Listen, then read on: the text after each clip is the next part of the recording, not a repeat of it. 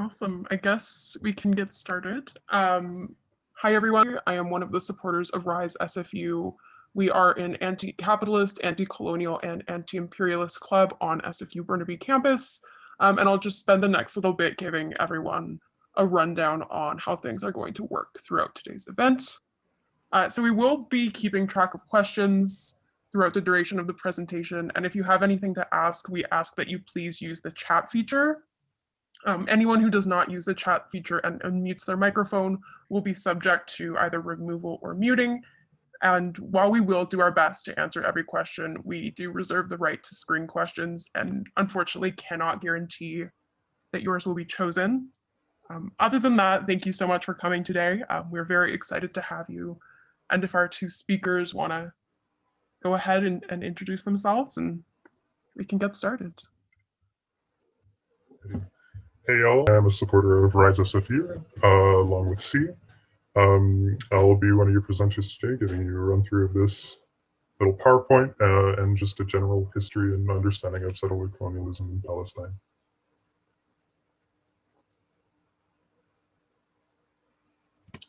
Hi everyone, my name is Dahlia, and I will also be throwing in some tidbits of information here and there throughout the presentation. I'm also with the Palestinian Youth Movement, and yeah, let's get started. Cool. I'd also just like to say we'd like to thank all of the groups that were in collaboration with this event, including Independent Jewish Voices Vancouver Youth Bloc, as well as the Caucus at SFU, and Students for Justice in Palestine, which is a student group at SFU in support of EDS, of Free Palestine, and for the right of return. With that stated, let's get into it.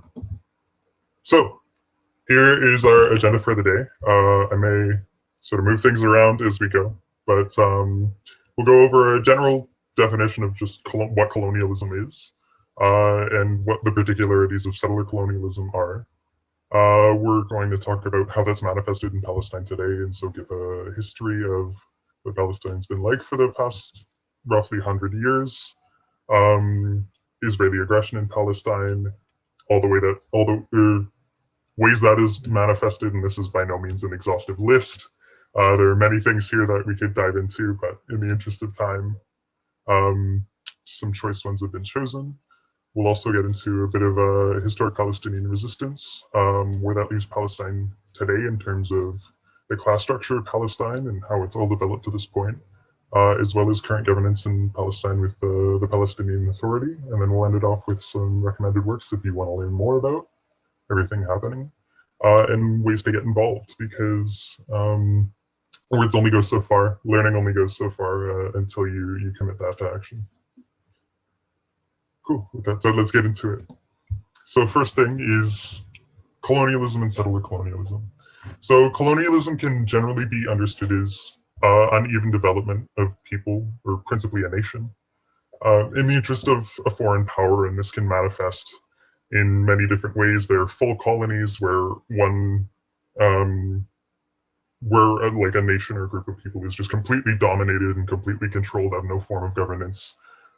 There's semi-colonies where they may have some independence on the surface, but like behind the scenes and through sort of economic coercion, they're not fully independent and still have colonial manifestations. The type we'll be talking about today particularly is settler colonialism. And so settler colonies are colonies that exist principally for land expansion, secondarily for economic extraction. So with this issue of settler colonialism, it's fundamentally a question of land and who controls that land. So with Palestine, it is on an economic sense, it's a very strategic piece of land. For any economy, as it has access to the Suez Canal, it's sort of right at that bridge between Africa and the Middle East. It also has natural resources such as natural gas, oil, and some arable land. This makes it very tempting for imperialist powers to control, which we'll definitely see why.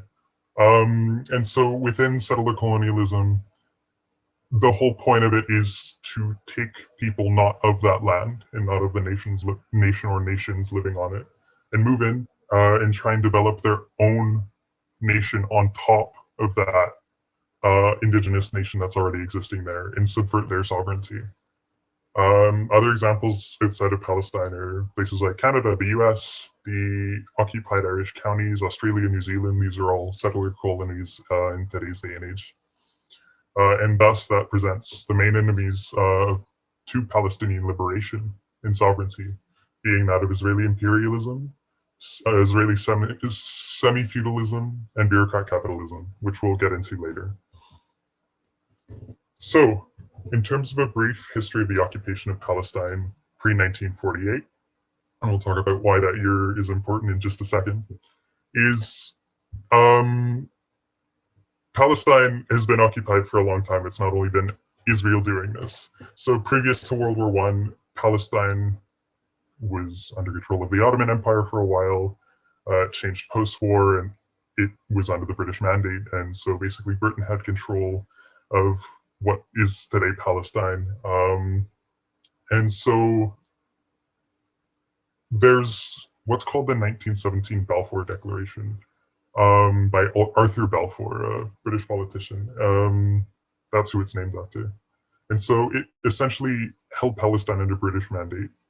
And it later promised land to Jewish people, but the Palestinians living there were not recognized in this declaration. They had no voice and no say in this declaration, and were sort of just marched right over in terms of this declaration. Following World War II, the UN generated a partition plan to essentially split Palestine between what still remained as Palestine, no longer under British mandate, and what was going to generate the new state of Israel. Pretty much no consultation was given for this partition plan. Palestinians did not get a say in this at all. And again, they were just sort of denied any sort of sovereignty or agency or say in what happened here. So continuing that history, after that partition plan was announced, there was thus a 2-year invasion of Palestinians where they were desperately trying to control their own land and finally have some form of sovereignty. And that fight was being waged against the Israeli state trying to colonize that land and claim it as their own. So in 49, Israel eventually signed agreements with Egypt, Lebanon, Jordan, and Syria to have them pull out as they were assisting the Palestinian struggle. And that also resulted in Israel controlling 22% more Palestinian land than what they were originally promised within the UN partition plan. So even after the partition plan, they got even more land that was never theirs in the first place. This led to it's encompassed by what's known as the Nakba, or the catastrophe. And so it's both an event and one that didn't just happen in 48, and it's still ongoing. But it was this major materialization of Israeli settler colonialism, in which there was this forced mass exodus of Palestinians, a huge amount of just indiscriminate slaughter of Palestinians as well by the Israeli state, and displacement of 750,000 to 1 million Palestinians forced to flee into neighboring countries for some form of safety or into refugee camps. A point to be made is that the Nakba never ended. It's still ongoing today. The killings, the displacements, the dehumanization of the Nakba, it never stopped. And we could see this today in what recently happened in Silwan or Sheikh Jarrah. The Nakba is still happening in Palestine. This is all still happening. Now, in order to understand this, we need to understand a little bit about Zionism, what that ideology is, what it preaches, and because essentially Zionism is acting as the ideological justification for all of this. So Zionism largely has its roots in Herzl, and it posits that Jewish people are a nation. They constitute a nation and one people as a whole, rather than any form of distinct community. And so thus, as a nation, they have a right to self-determination. This is largely a reactionary justification, and so as I mentioned. It's the overlying idea of what justifies Israeli settler colonialism in the ideological sphere. And it's based on this false claim of Jewish nationhood. And from that, this idea that Jewish people have a special mission to essentially build their own state. And it happens to be that this state is supposed to be built on top of what are rightful Palestinian lands. So immediately Zionism is an open advocate for removal, displacement, colonialism of Palestinians by definition. And so there's a quote here that really just nails that down, being, "We shall endeavor to expel the poor population across the border unnoticed. The price of expropriation and the removal of the poor must be carried out discreetly and circumspectly." So with that, I'd also like to reiterate that one can support Jewish struggle, one can support Palestinian struggle. They're not at all contradictory. But that doesn't mean you're pro-Zionist. Zionism and Palestinian struggle are in direct contrast. And so if you were here for the event that was hosted by IJV, you got to learn a little bit about how opposing Zionism does not make you anti-Semitic. The Palestinian struggle is a struggle for a land for Jewish people and Arabs to live peacefully together. Zionism does not preach that. It preaches colonialism and imperialism of Palestinian people. Sorry, I just wanted to also add for this specific slide, it's also really crucial to understand that Zionism does not just affect Palestinians. Zionism also affects neighboring countries to Palestine, such as Syria, Lebanon, Jordan, more specifically Syria and Lebanon. And that was essentially shown in the Lebanese civil war between Lebanon and Israel, as well as attacks on Syrian sovereignty. Israel also occupies the Golan Heights, which is Syrian territory. Zionism also manifests in North America with the Israeli lobby. It also targets people in the US and Canada, in Europe. So as a whole, this ideology, in order to combat Zionism, it's also combating all forms of oppression and imperialism and capitalism that manifests beyond just the Palestinian struggle. And then the other thing that I wanted to quickly add on is that the state of Israel, as a settler colonial endeavor, Theodor Herzl also wanted to establish a state for Jews prior to Palestine in Kenya and in Argentina. And he had written letters to Cecil Rhodes, which was the individual who was dealing with the British Mandate. So he had sent him a letter saying that to essentially create a state in Palestine is a colonial endeavor. And most people don't actually realize that, or most people try to deny that today without actually reading Zionist history, in which Zionist historians themselves have explicitly said that this is settler colonialism and you have to subjugate the indigenous population in order to take the state and make it a Jewish-only nation.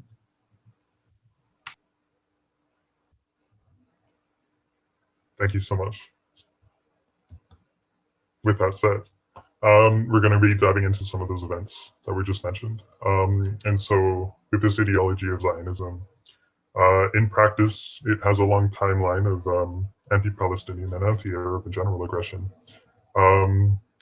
This is a sort of a timeline since the Nakba, its inception. And so in the 50s, we see things like the absentee property law, which defines Palestinians as absentees. And so it basically just says they have no right to any possession of land, any possession of property, and people are supposedly fully within their rights to just take those things.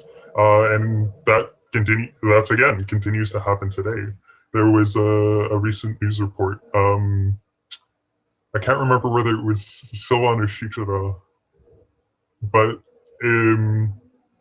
someone was interviewing an Israeli who took Palestinians home, and for the very reason of, oh, if I'm not going to take it, then someone else will, which just goes to show the contempt for Palestinians in this law. Like I laugh, sorry, but like I laugh because it's so detestable to just say, oh yes, this entire group of people has no right to any sort of life within these lands, and we could just sort of take anything of theirs because they're absentees. Beyond that, there's, and I apologize if there's any outside noise, just let me know if you can't hear me. But from the 60s, there's also what's called the Nakba, or the setback. And so in 1967, there was this struggle between Israel and Arab coalition. And so it led to further further exodus of Palestinians and Syrians. And the Syrians mainly came from what Dahlia mentioned being the Golan Heights, which Israel is now occupied and continues to occupy as well. Israel also further turned its aggression on this Arab coalition with the invasion of the Sinai Peninsula in Egypt. And Lebanon has also faced many, many attacks from Israel in 82, 93, and 96 respectively. There have been major attempts from Israel to invade, bomb, and essentially try and more or less conquer parts of Lebanon. And this is, again, still ongoing. It's not like it ended after these years. Since the 90s, we've seen Israel limiting travel in the Gaza Strip and in the West Bank. There are the imposition of walls and zones and checkpoints in which Palestinians are limited in travel. It's at those checkpoints also where a lot of people tend to lose their lives as part of that aggression and militarism. Which makes traveling in between zones like very dangerous, especially if you live in one zone and have a job in another, and you're going to be traveling in between the two daily. People's lives are being put on the line just trying to get to work or trying to get home from work. Israel has also restricted not only travel of Palestinians in between zones, they've restricted commodities and goods and who has access to them within Palestine. Within recent news, a very topical thing has been COVID vaccines, where Israel has been restricting those. And I think there was some news article saying that like they allowed so many number of vaccines, and this was a great thing, but those are vaccines that were about to expire anyway. And it was very much just tossing an already eaten bone as some form of justification to say that, oh, we're not so bad, when really it's just more of their same aggression. And since 2017, we've just seen, 2007 especially, we've seen further intensification of these blockades.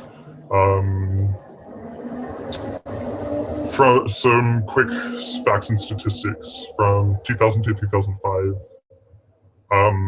between this so-called conflict between Israelis and Palestinians, occupation is a better term for it, 87% of those of deaths have been Palestinians. For every 15 people killed in the conflict, 13 are Palestinian and 2 are Israeli, if we were to put that in numbers. And we are only seeing greater and greater number of Palestinians being killed, and which again goes to show that sometimes you get these ideas in media, or some lobbyist says like, it's a conflict. Both sides are somehow equally responsible, but we can see that that's not true. This is a very one-sided action. This is a very one-sided action on the part of Israel colonizing Palestine. Anything you wanted to add there, Dahlia? I was going to just touch on kind of the use of words like conflict to describe situations like these. So a lot of the times people tend to use clashes or conflict, both sides, and more accurate terms that have actually gotten more attention nowadays are the use of apartheid and occupation, settler colonialism. And it's specifically for apartheid, to label Palestine as apartheid is also to distinguish it between apartheid in South Africa. And so for this specific label, it actually goes to the Rome Statute of the International Criminal Court. And the way that they describe apartheid is including acts of essentially transferring populations such as indigenous populations, which fits in the context of Palestine. So removing the Palestinians in 1948 and the continuation of the removal today. We saw this in Sheikh Jarrah and in Silwan, and it's still ongoing. Other parts of essentially the apartheid system is to persecute someone based on their ethnicity, so the power dynamic between Palestinians and Israelis. Another act of apartheid is also imprisonment, depriving someone of their freedom of liberty. And so all of these different factors constitute as apartheid in Palestine, which is why it's being used more so today. But it's also just very important to be able to distinguish it between South African apartheid, but also recognize why many Palestinians today and many people connect Black South African struggles to Palestinian struggle. And that's kind of one way language manifests as well. Thank you so much, Delia. I think, yeah, that's an incredibly important bit. And so the term conflict is sort of in quotations there. And I think, like, as you mentioned, especially the news media tends to conflate these a bit and give us a both sides argument, but it's important to remember it's not both sides. It's very much, it's the colonization of one for the other. With that stated. So some more recent events and applications of Zionism. So between 2013 and 2019, we've had over 10,000 Palestinian Bedouin structures that have been just outright destroyed by bombings and military action. And it essentially just is a way of demolishing any and trying to get rid of any sort of trace of Palestinians through their buildings in order to build up Israeli settlements on these lands, and very much try to erase the fact that Palestinians were ever there. It's an attempt to justify Zionism by trying to eliminate any semblance of Palestinian struggle. Similarly, in 2021 especially, we've seen this idea of a medical apartheid, and so I mentioned that vaccinations have been a major thing. So we've had 4 million Palestinians who have been denied vaccinations for COVID. Well, the majority of the Israeli population has been well vaccinated by now. This is a complete violation of international law, and again, it is more proof to show that this is not a conflict. This is an occupation, and this is an attempt to destroy a people.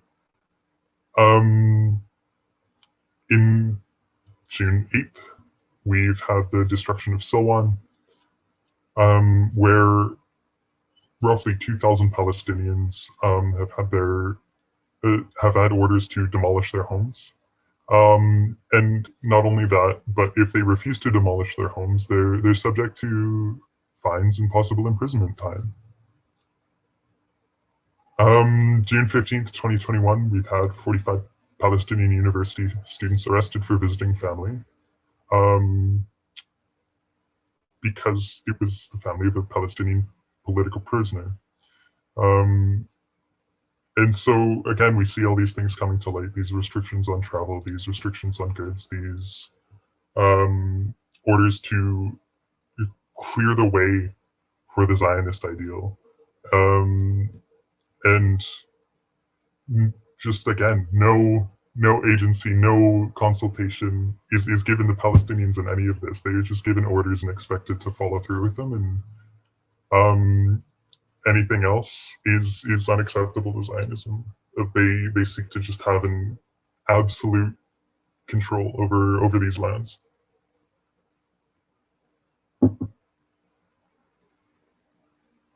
Dahlia, would you like to add anything further here?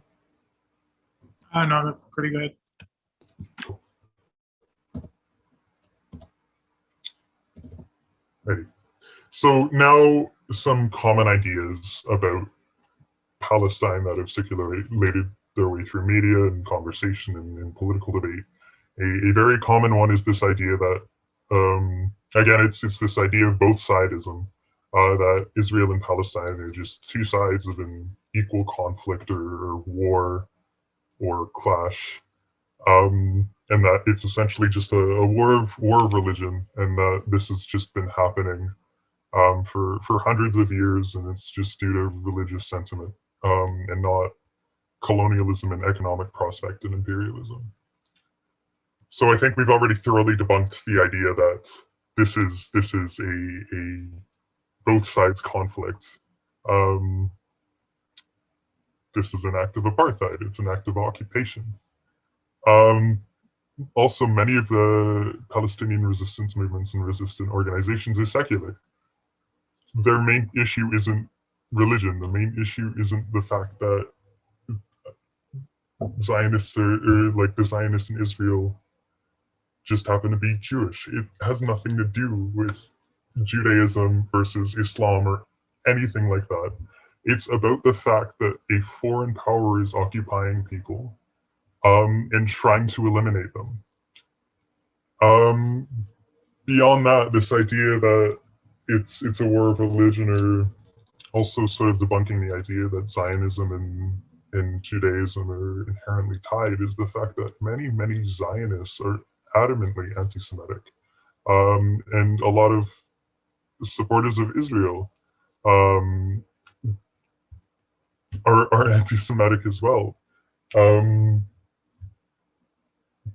A perfect example being, like, just looking in so many states, so many groups in Britain or the US, a lot of them are fascist organizations that are anti-Jewish, but they're Zionists because they want to either, an example being actually Arthur Balfour. He was an adamant Zionist because he wanted to limit Jewish immigration to Britain. Similar reasons are used today with these groups, because they want to essentially try and push Jewish people out of their countries.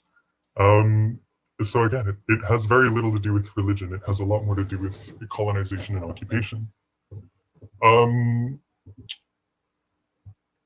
Another fact of that is the fact that the US continues to provide billions in money and military aid to Israel, and has done so for decades at this point.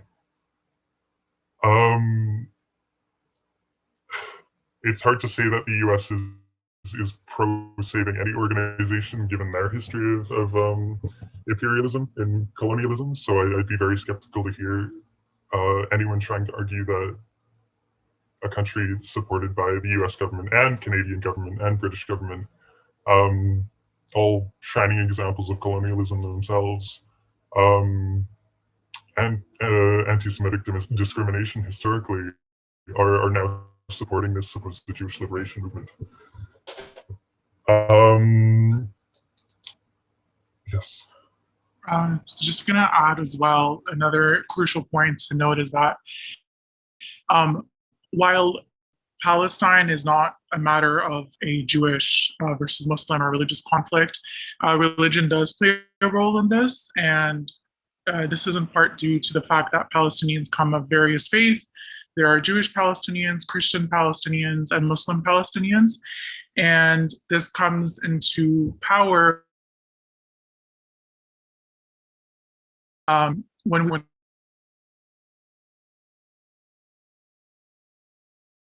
different faiths try to celebrate, and essentially they are met with Ramadan of this year, when Palestinians went to Al-Aqsa Mosque, which is the holiest site in Islam in Jerusalem. They were met with tear gas and attacks, and there was protest, which essentially was also in part due to what was happening, the ethnic cleansing in Sheikh Jarrah. And Palestinians around Christmas are not permitted to visit Jerusalem, and they are denied permits. And this also happens around Easter, when Palestinians want to visit Jerusalem, who are coming from neighboring cities. This is also in part due to Christian persecution in Palestine. This also shows you that there is an attempt to make a Jewish majority nation and an ethnic Jewish majority nation. So the removal of Palestinians of all faiths does play a role in this. And it's also just very important to note that because of the varying religions and because Palestine is the birthplace of Jesus, this is heavily contested as a Jewish conflict, as a religious conflict. But it's also just necessary to know that there is religious persecution against Palestinians there when they are attempting to go to their places of faith. And then the other thing that I wanted to add on is that many organizations in the US are also funded by Israel. American organizations also fund themselves to establish settlements in these areas. And Canada also does send millions of dollars in aid and military to. Thank you very much, Talia. That said, the next super common claim is there is this idea of a two-state solution to this conflict. It's very much been peddled is again with this both sidism of, oh, if we just allow both sides to have their share of land, everything will be okay. But it comes from this very liberal notion of Israel and Palestine being two separate and isolated things, two phenomena that aren't related to each other and can exist without each other. It fails to address the fact that this is an issue in colonial expansion, imperialist expansion. But this idea of a two-state solution, again, it denies the fact that this is all Palestinian land. There can be no Israel without an occupied Palestine. It inherently relies on accepting colonial rhetoric and giving into occupation and apartheid as a very fundamental part of that argument. So yeah, I'd like to iterate, there can be no Israel without an occupied Palestine. It relies on that in order to exist.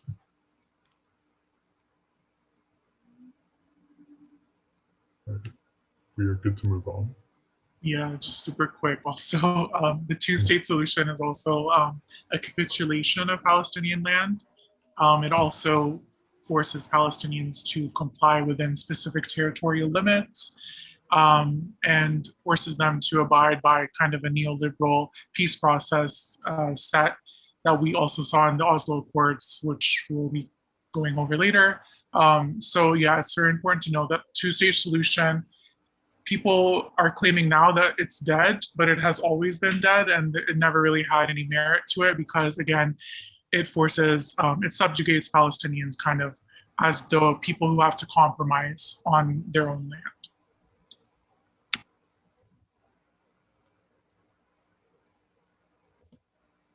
Ready. So with this understanding and this understanding of history, that brings us to today. And so a fundamental way to understand this is we have to view it through a class background as well. We have to view Palestinian struggle through a class outlook. Without such, to view it on a purely national basis and think that every Palestinian is inherently revolutionary for the pure fact that they're Palestinian is to not fully understand how to reach Palestinian liberation. So with this, it's necessary to understand that Palestine has a settler colonial base, which we've explained. It's also semi-feudal, which means there are remnants of feudal society as a fundamental part of Palestine's economy. So this idea of landlords and a peasantry in terms of agriculture and in terms of economic organization. It also has a bureaucrat capitalist base, which I'll explain in a minute.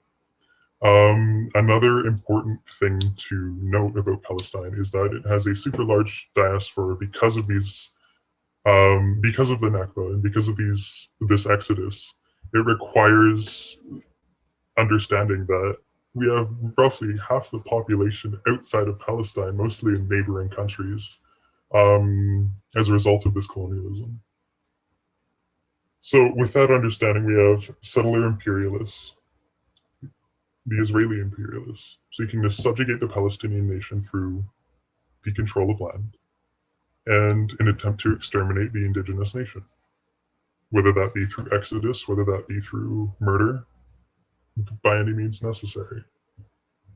And so this, like I said, this can be defined mainly by this idea of a question of who controls the land, a question of bureaucrat capitalism, and this idea of settler colonialism. With that stated, what is bureaucrat capitalism?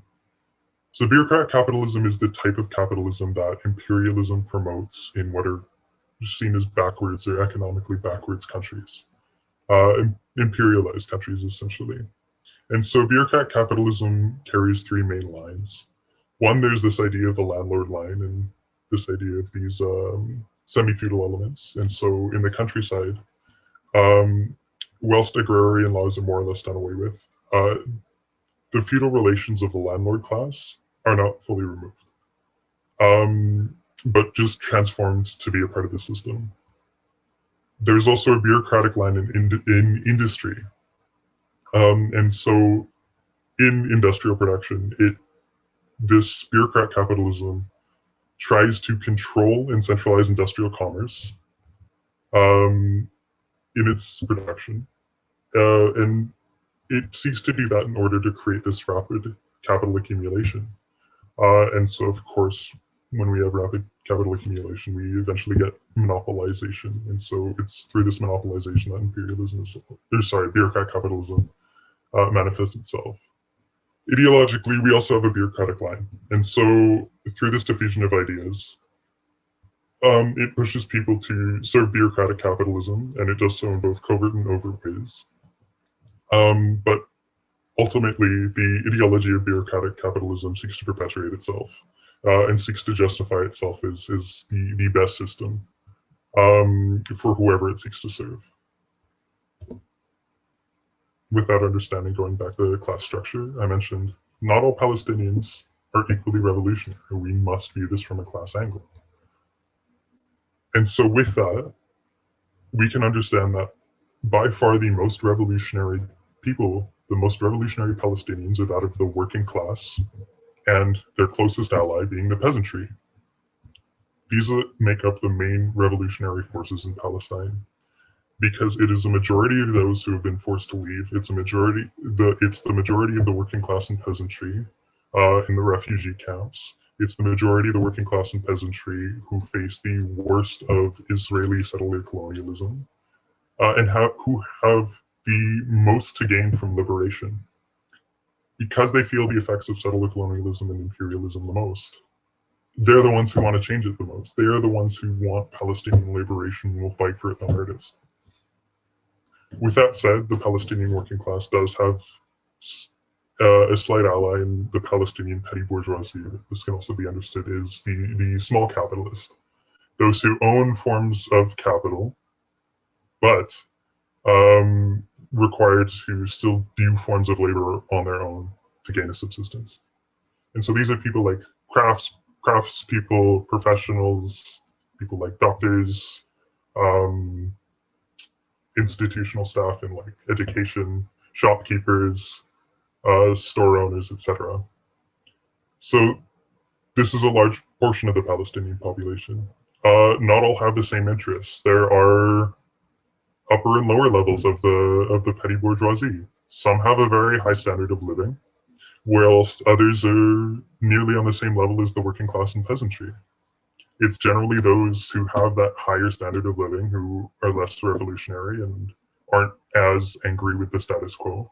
And it's those who are almost as destitute as the working class and peasantry who are most likely to ally with the revolutionary fervor of the working class and peasantry. That being said, we need to make sure that the working class is the leading faction, otherwise it can devolve into a petty bourgeois ideology in which it'll serve the petty bourgeois class the most.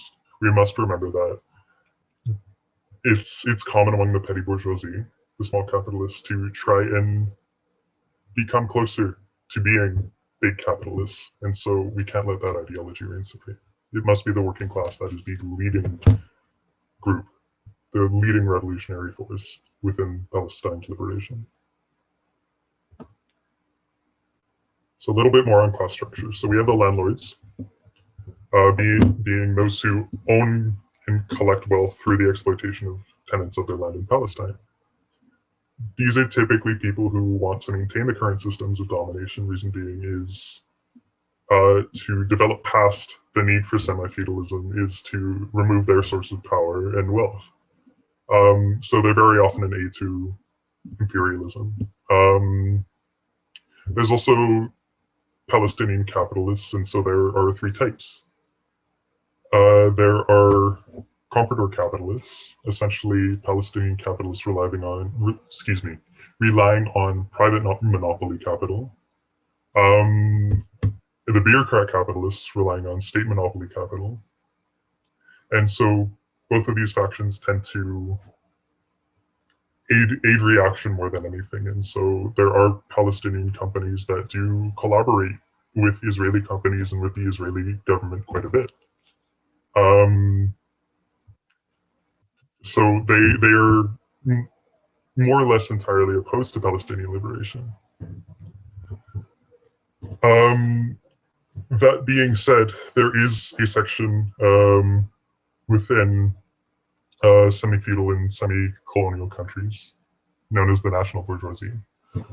These are sections of the bourgeoisie which, unlike the comprador bureaucrat bourgeoisie, have a possibility to be won over to the side of Palestinian working class struggle.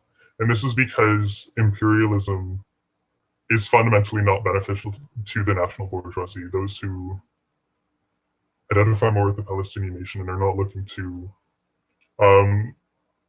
basically those capitalists who are not benefited by foreign colonialism, unlike comprador or bureaucrat capitalists.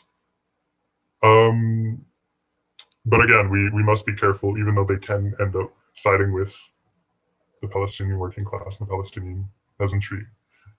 If they are allowed to lead and reign supreme, it's very likely that once foreign imperialism is ousted, they just take out their own, and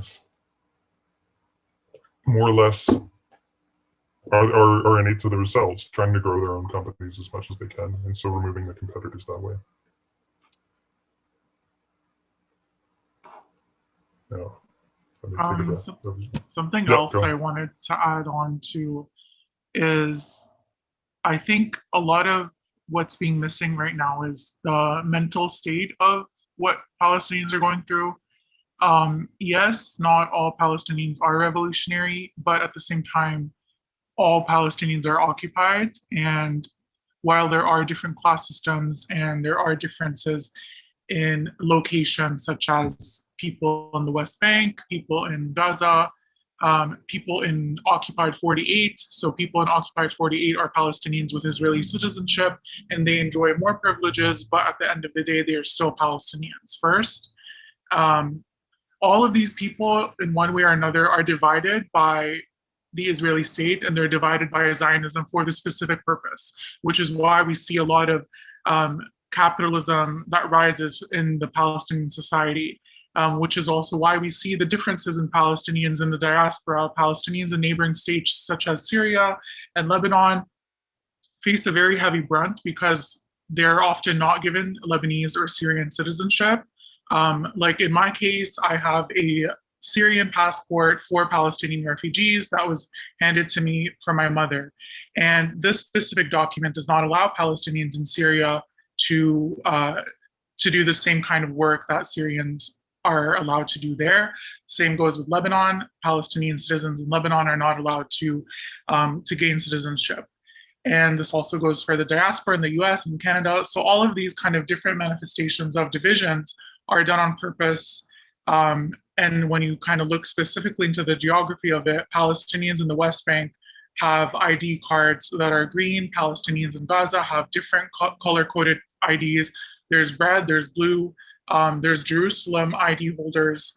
And so this is just one thing that's also really important to note is that Palestinians at the same time, they are living day to day for those who are under occupation, whether they're living in Ramallah, which is where the bourgeoisie is at, which is where the Palestinian Authority enjoys a lot of what they do. But it's also just important to know that the PA does not represent Palestinians. The PA is a subcontractor of Israeli occupation and Zionism.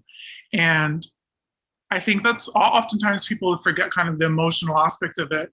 And by no means am I saying that, you know, those Palestinians should be cut some slack, because at the end of the day, yes, they do sell out for money and political interest, but it's just another kind of aspect of the occupation, how it manifests on Palestinians and how it kind of removes the revolutionary aspect of it.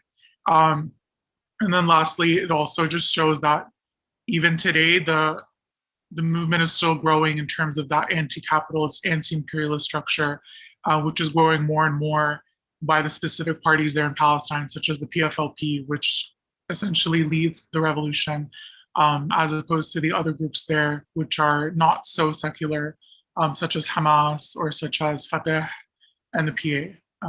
And yeah, you can go to the next slide. Oh, my apologies. A little finger slip there. Hold on, let me see if I can get this back. My apologies.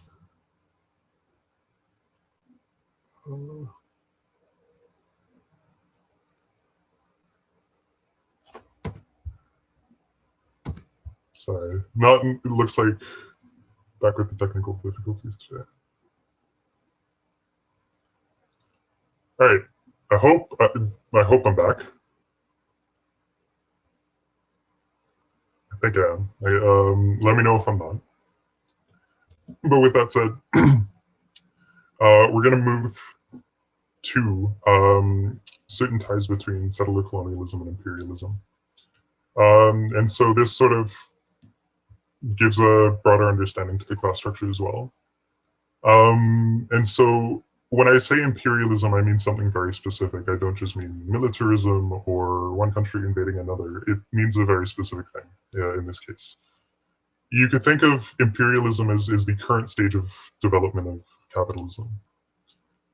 It's capitalism where monopolies dominate, and we have the creation of what's called finance capital, or the merger between bank capital and industrial capital.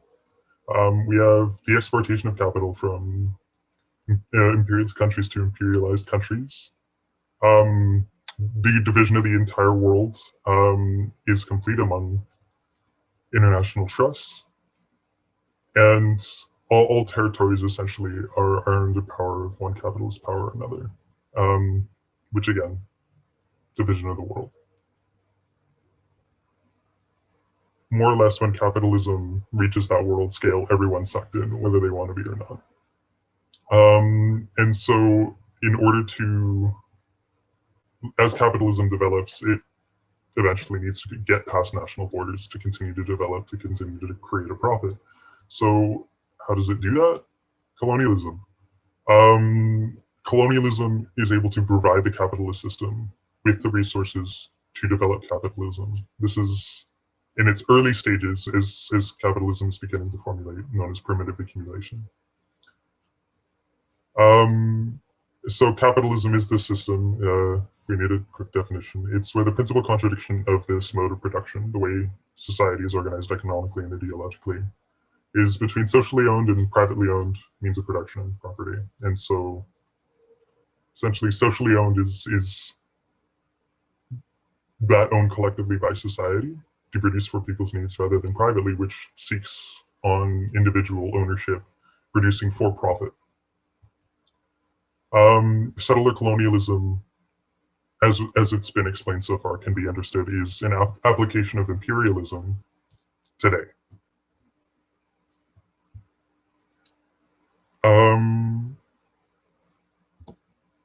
So earlier Dalia mentioned the Palestinian Authority. So I'll explain a little bit about the Palestinian Authority a little further.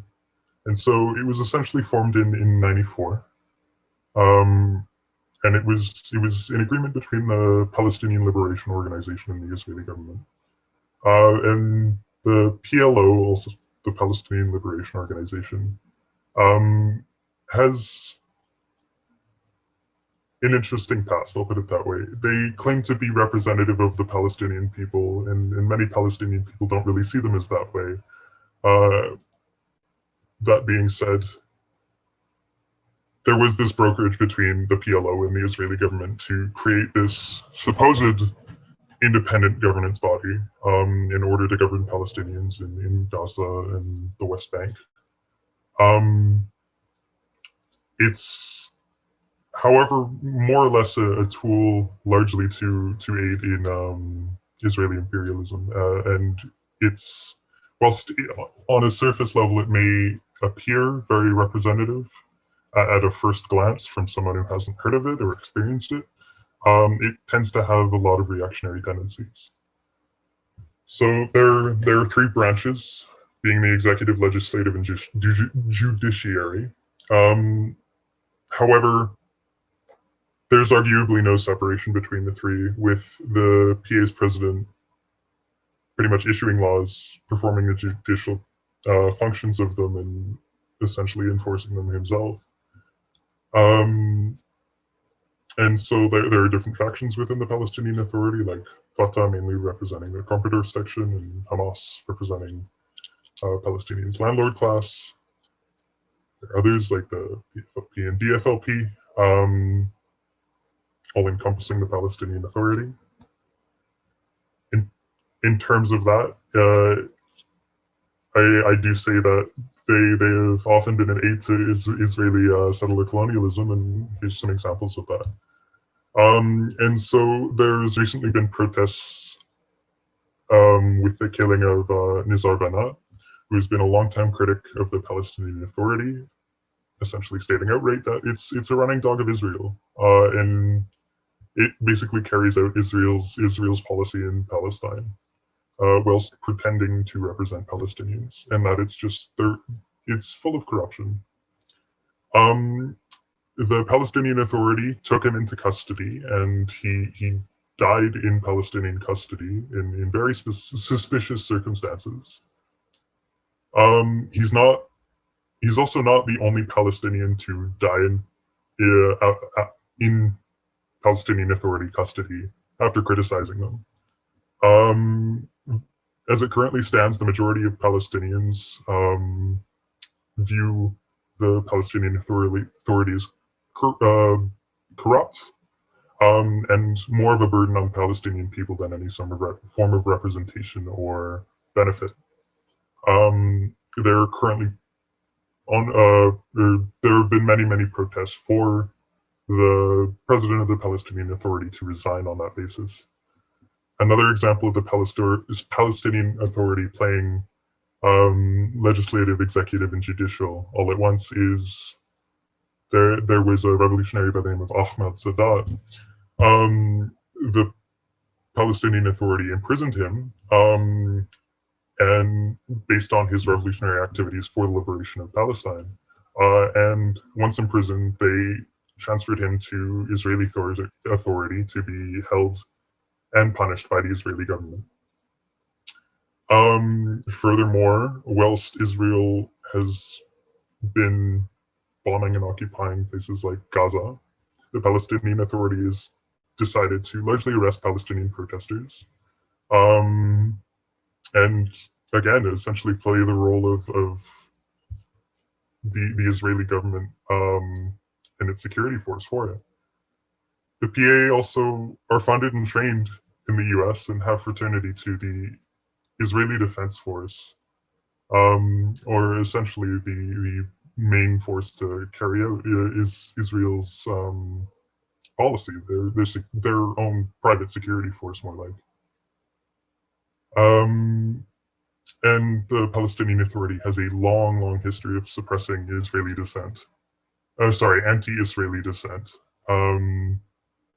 Again, Ahmad and Sadat and Nizar Banat being two examples of this. Dali, would you like to say anything further? Yeah, I think it's the most important thing to know is that no one really says that the PA is a representative of Palestinian liberation, but they're just the subcontractor of Israeli apartheid, and that gets lost a lot, especially by people who try to justify Palestinian suffering because of the PA. And I personally don't like to conflate the two because that's a very dangerous, that becomes dangerous ground for people to justify essentially what Israel is doing. It also tends to put the PA and Hamas at the same level as Israeli apartheid and occupation and settler colonialism. And most people know that when the PA was born in 1993 in the Oslo Accords, Oslo 1, Oslo 2, it was a total capitulation, and we had leaders from various parties, such as George Habash from the PFLP, Ghassan Kanafani from the PFLP, alongside Yasser Arafat, who was also chairperson of Oslo, come together essentially to discuss what happened. And while all of them did not agree with each other, Palestinians agree on the unity of liberation. And this liberation becomes fractured when the PA does the work of Israel. But the thing that I really did want to stress and emphasize is that it's by no means a justification of what Israel is doing. And that does tend to get lost in messaging a lot of the times, especially by people who hate Palestinians and kind of want to see them as the perfect victim. And this also kind of connects with joint struggle and any kind of liberation movement. Most of the time, you're not going to like the people that are oppressed, and that doesn't matter, regardless of it. Solidarity and joint struggle should extend beyond kind of what the perfect victim looks like, beyond what trauma porn should look like. And that's also very important to know here as well, and especially in this context. And then, yeah, lastly, also the PA is also funded by Canada. Canada sends officers from the RCMP to go to Ramallah, which is where the PA is situated in the West Bank, and train them. And they give funding to the PA as well, and so if you have both US and Canada settler colonies funding this authority, you can, right off the bat understand that that's because the PA is doing Israel's work, which makes it easier for Canada to continue to aid Israeli occupation. And so that's just a very important tidbit, because Canada also plays a huge role in funding Israel, funding the PA, and is complicit in military, economic, and diplomatic treaties as well. And yeah, I think that the last thing I wanted to just quickly add on is the tides are shifting against the PA, because more and more Palestinian generations are starting to kind of understand that in order to get complete freedom, the PA needs to go. And then state building can come about after the occupation and kind of land is returned.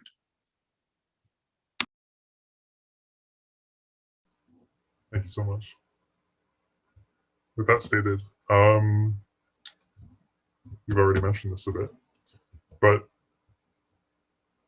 wherever there is occupation, wherever there is oppression, there's very likely to be resistance, and Palestine is a glowing example of that. So beyond just what Israel has done, like, we also wanted to highlight what the revolutionary Palestinian response to this has been historically and today. Two shining examples of that are the first and second intifadas, which can be understood as uprisings. The first one was in 87 and 91 and began after the death of 3 Palestinian workers in a refugee camp after a collision with an IDF military vehicle. And the second one after Israel tried to assert greater control over Jerusalem. And from this, we saw mass spontaneous uprisings and resistance. We saw things like committee systems, and so people were resisting occupation by setting up their own, essentially, forms of government to tackle their own issues.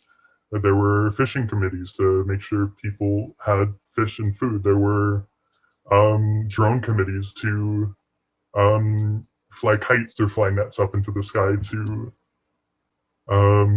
essentially mess with the IDF's drones and make their operations more difficult. There were resistance committees to get on the front lines and put up some physical resistance to IDF and Israeli aggression. There were education committees to start educating children and other people within Palestine about political education, about general K-12 education. And the proper history of Palestine. Another thing I want to highlight is what was huge is the role of women. I sadly can't remember the name of this speaker, but they were a Palestinian, and they took a good quote of being "women hold up half the sky," and they said in the Palestinian case it might have been an example of women uphold 3/4 of the sky, because there was mass amounts of women taking up leadership in these uprisings and resistances. Dahlia, you could probably speak more to this than I can. Yeah, it's in the early kind of 80s, 70s, 90s as well, especially more women became politically engaged in protests. They became also engaged in different parties. So specifically, Leila Khaled, who was a member of the PFLP, the Popular Front for the Liberation of Palestine, she became essentially kind of the spokesperson for women revolutionaries, and essentially kind of broke those barriers within the patriarchal systems in Palestine, which is obviously another long subject. And so Leila Khaled, essentially, I don't want to say it on Zoom, but partook in many revolutionary struggles against Israeli occupation. She also paved the way for other people like May Ziada, who was a notorious Palestinian feminist in Palestine who partook in many other struggles. Even younger women were trained by their mothers to partake in political engagements, whether it was local protests in their cities, whether it was to essentially fight back against occupation soldiers at checkpoints. In all of these ways, kind of resistance started to grow, and also even more so after the first and second intifadas, which were the uprisings, and kind of just really strengthened the resistance movement, especially after somewhat dying down after the Oslo Accords, which completely shifted the whole liberation movement. And yeah, there's a lot more to say, but women did play and continue to play a huge part of the liberation movement. And they kind of have a twofold struggle alongside patriarchy within their own society. They face as well gendered violence from the PA and the Israeli occupation. So it's kind of a multiverse struggle. And the reason that Palestinian women have been so strong in this resistance is because they can use that to their advantage.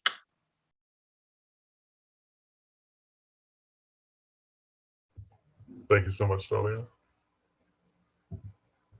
With that said, that brings us more or less to the end, and so I figured we might as well leave you all with some places of where to get information and do some reading if you want to get further educated on this topic.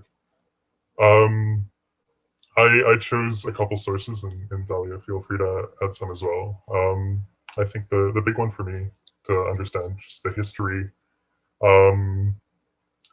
and understanding like the Zionist mind and logic was Rashid Khalidi's 100-Year War in Palestine, where it's just this very nice comprehensive document of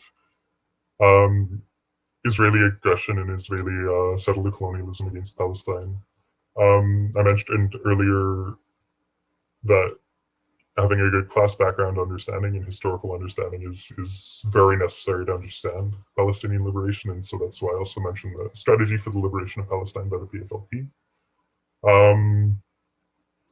There's also, again, understanding the Zionist psyche to a large extent is Ilan Pappé's The Ethnic Cleansing of Palestine, which again, just nice historical documentation and sort of expanding that logic. And so below those 3 book recommendations is some Instagram pages that focus on news on Palestine and Palestinian oppression, what's currently going on, but also just this is the Hidden Palestine link, the beauty of Palestine that often isn't talked about, and just the amazing culture and lands that it's on, because I think part of liberation isn't only about the fighting, but it's also the celebration of acts that lead to liberation and eventual liberation, and what can be celebrated in that. Delia, would you like to add any or say anything more? I'll give like a few recommendations. Well, with all these super great ones. Some other great books for those who kind of want to connect different themes or struggles together. I would suggest Angela Davis, Freedom is a Constant Struggle. So she connects Black America to Palestine and foundations of liberation movement. Another one that I would recommend is Edward Said, Representations of Intellectual. So that one talks about kind of what decolonization looks like in academia and the responsibilities of people kind of in these areas to social justice movements. And then another book that I really want to recommend also is it's called The Black Panther Party. So this specific book talks about the connections between the Black Panther Party, which essentially was building on Black power and liberation and Palestinian struggle. So many members of the Black Panther Party, like Fred Hampton, met up with Palestinian delegations. So that one's a really cool book that connects kind of these different struggles and oppressions together, but also distinguishes the different struggles that they face. And then another one would be The Wretched of the Earth by Frantz Fanon. Great book for those who kind of want to understand more about colonization and the path to liberation. And sorry, last one, Che Guevara, Guerrilla Warfare. So Che was essentially one of the leaders of the Cuban Revolution. And so that's another book to kind of connect with what Palestinians and their path to liberation sort of looks like. And yeah, there's way more, but these are just great starts, and also kind of just diversifying your reading list, reading non-white people. Not that there's anything wrong with that, but it's also that you, in order to kind of decolonize your own mindset and decolonize your books, this is kind of a great way to do so. And I got another, okay, I'm gonna recommend one more for someone who just DM'd me. Another great book that I really recommend people reading is called Arab Marxism and the Binds of Emancipation.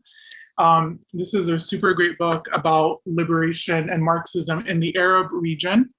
And it's also very heavily not discussed actually. So Marxism and the left, essentially people tend to think that does not exist in these countries such as Lebanon, Syria.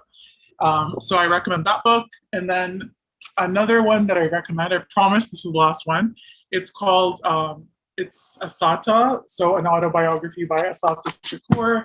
She was also a Black Panther Party member who was imprisoned for her essentially work on liberation in America and kind of Black power. And yeah, I'm gonna shut up right now. Thanks to everyone for listening to me. Yeah, go ahead, John. No, that was excellent. Thank you so much, Celia. The last bit, so beyond just reading recs, I think it's important to push that, as I mentioned before, education only takes you so far. Seeing you brought up Fred Hampton, I'll throw one of my favorite quotes from him out there. Theory is cool, but theory without practice ain't worth shit, which I think is a perfect way to say, like, if you truly care about a cause, get involved, do something about it. And so with that, here is a collection of different organizations, all within Van and Greater Van that you can get involved in. We have Samadoun, the Palestinian Political Prisoners Network. I think they are just starting to get active in Vancouver again. We have Palestinian Youth Movement, which, Sally, if you want to talk about, please do. Yes, I'll just quickly. So PYM is essentially an organization of Palestinian and Arab youth situated in the diaspora who are essentially organizing for the liberation and the end of Zionism. And yeah, if you want to read more, there's a website, there's Instagram, there's everything on social media. And yeah, so on that note, I recommend you look up all these groups if they interest you. There's BDS Vancouver, Boycott, Divest, and Sanction, which focuses on the BDS movement and just trying to push back against Israel and gaining profit off of Palestinian oppression. There's the Canada Palestine Association, a group of fraternity, and again organizing from Canada for Palestinian liberation ultimately. Crews Against Israeli Apartheid, which is a group of LGBTQ2S people who are outwardly opposed to the Israeli occupation of Palestine and against what's called pinkwashing, which is essentially this practice that Israel typically employs by saying we are LGBT friendly, and just uses tropes against other countries in the Middle East to say that they're somehow better. And so Crews Against Israeli Apartheid does a really good job of pushing back against that narrative. Here at SFU, we have Students for Justice in Palestine, a pro-BDS org that focuses on supporting BDS and getting the right of return for Palestinians. Independent Jewish Voices Vancouver and Independent Jewish Voices Vancouver Youth Bloc, two orgs focused on Jewish people who disagree with the Zionist narrative and disagree with the Israeli narrative, being able to be vocal about that and push to support the Palestinian cause. And also, I just find they have great resources and have had some great events in the past, being UBC's Students for Palestinian Human Rights. If you're interested, again, I recommend picking one of these orgs, looking them up, getting some information, and getting involved because, again, theory's cool, but theory without action ain't worth shit.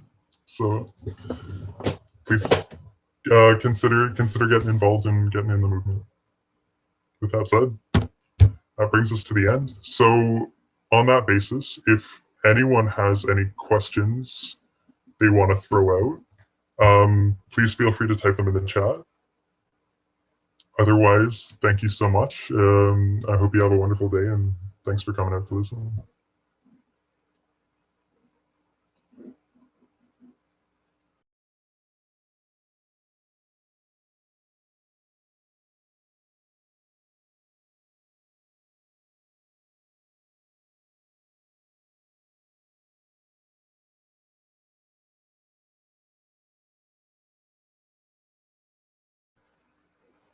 And for those directly involved in organizing the event, if you want to stay back for 5-10 minute debrief, that would be appreciated.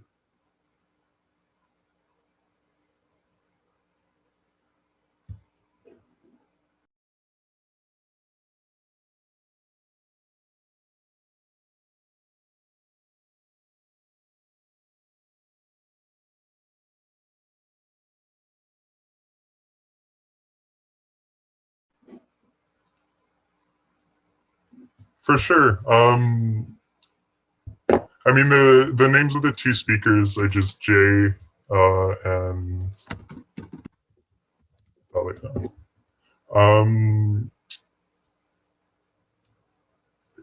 I feel you on the misspelling. I had to write an essay the other day, and I went back to look at it, and gosh, my grammar needs some work. Thank you so much for the work, Catherine. Appreciate you being here.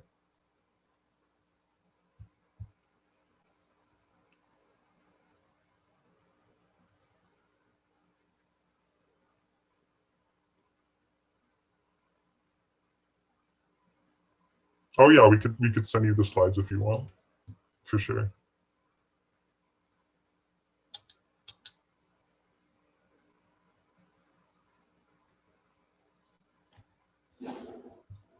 Alrighty. That being said, if you are not directly involved with the Caucus, SJP, or RISE, just a heads up, you may be kicked out momentarily. We do appreciate having you here, though. Thank you.